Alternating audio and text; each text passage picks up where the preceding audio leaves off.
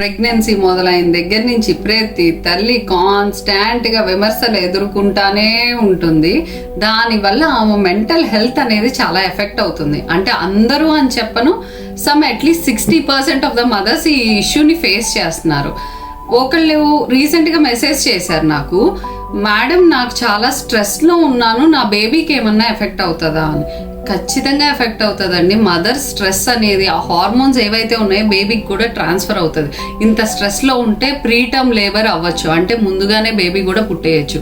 So mother ఎంత హెల్దీగా ఉండి హ్యాపీగా ఉంటే బేబీ అంత మంచిగా పుడుతుంది. సో మదర్స్ కొంచెం రిలాక్స్ అవ్వండి, అన్ని మెదడులోకి తీసుకోకండి.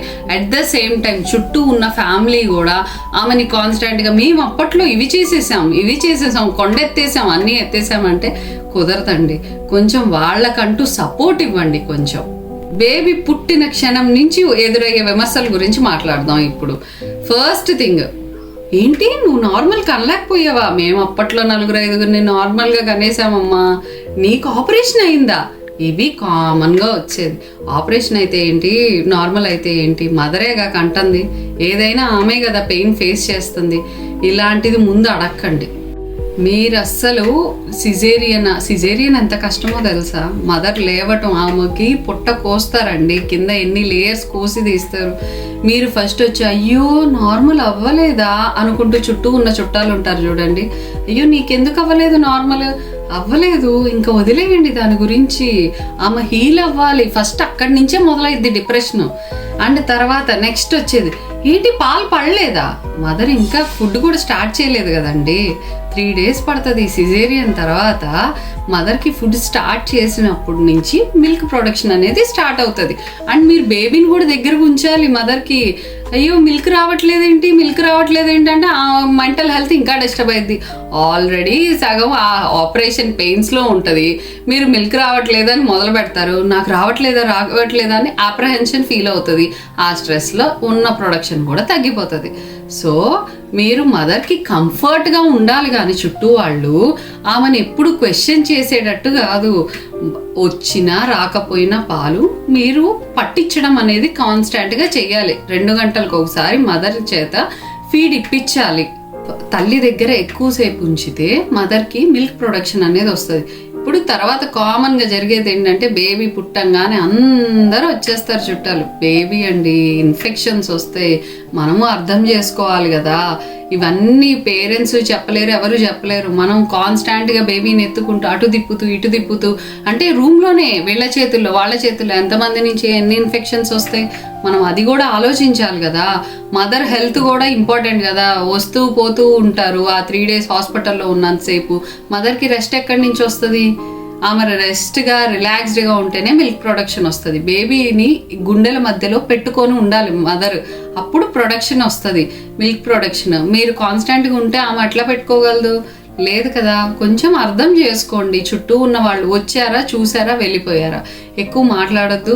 నీకు అయ్యో రావట్లేదా అని ఇలాంటి సానుభూతి డైలాగులు కూడా వద్దండి. బేబీ వెయిట్ తక్కువ పుట్టిందే, అరే బక్కగా ఉన్నాడే, అయ్యో కలర్ నీ కలర్ రాలేదా, మా అబ్బాయి కలర్ రాలేదా? కలర్ వాళ్ళది వస్తుందిలేండి. వాళ్ళు ఫస్ట్ నుంచే కలర్ అనాలిసిస్ అసలు ఏంటి, అరే అమ్మాయి పుట్టిందా, అయ్యో ఇవన్నీ ఎందుకండి? ఎవరు పుట్టినా వాళ్ళేగా పెంచేది, మీరు వచ్చి పెంచరు కదా, వాళ్ళేగా పెంచుకునేది. సో కొంచెం కామ్ డౌన్ అయ్యి మీరు మాట్లాడే మాటలు కొంచెం జాగ్రత్తగా మాట్లాడుకోండి. నెక్స్ట్ ఇదంతా అయిపోయింది. ఇదంతా ఒక ఎత్తు అయితే వచ్చి అయ్యో నీ పొట్ట తగ్గలేదేంటి?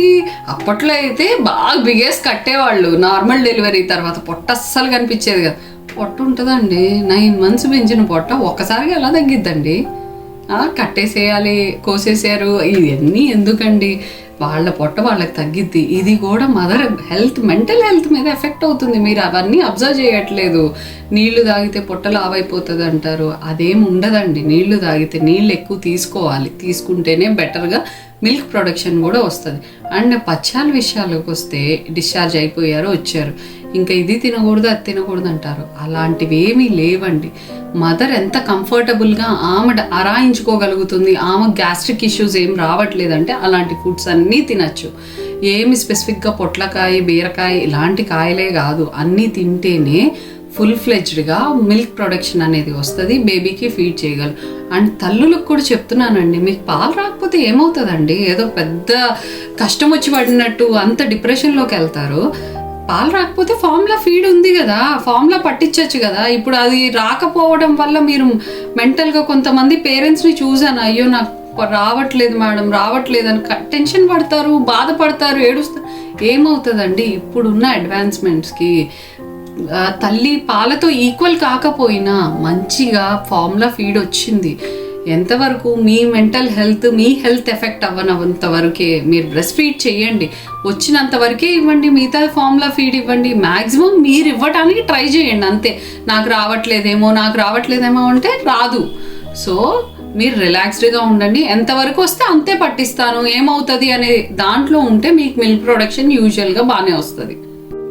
తల్లికి పాలు రావట్లేదు కదా అని కొంతమంది ఏం చేస్తారంటే కొంచెం గేదె పాలు తీసుకురావటం, పొడి పాలలో బలం ఏముంటుంది అసలు అని, లేదా పాలు నీళ్ళగా అనిపిస్తున్నాయి చిక్కగా ఉండాలని కొంచెం ఎక్స్ట్రా పౌడర్ వేయటం, లేదు అంటే అయ్యో మరీ చిక్కగా ఉన్నాయి నీళ్ళు ఎక్కువ పోయటం. ఇలాంటి తప్పులు అసలు చేయొద్దు.